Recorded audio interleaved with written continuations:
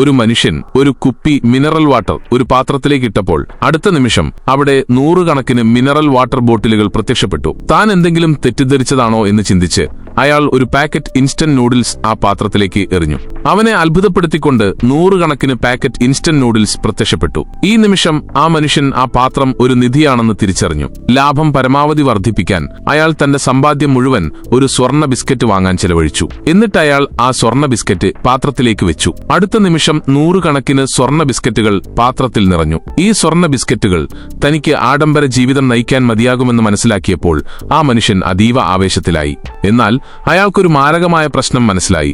എല്ലാ സ്വർണ്ണക്കട്ടികളുടെയും സീരിയൽ നമ്പറുകൾ ഒന്നുതന്നെയായിരുന്നു. അതിനാൽ അയാൾ സ്വർണം ലയിപ്പിക്കാനുള്ള വസ്തുക്കൾ ഓർഡർ ചെയ്യാൻ വിളിച്ചു.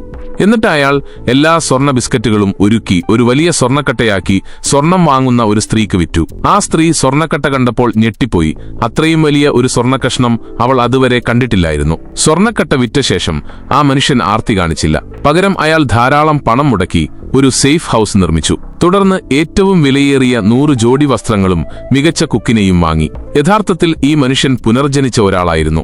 ഏതാനും ദിവസങ്ങൾക്കുള്ളിൽ അതിരൂക്ഷമായ മഞ്ഞ് പെയ്യുമെന്ന് അയാൾക്ക് ഓർമ്മയുണ്ടായിരുന്നു.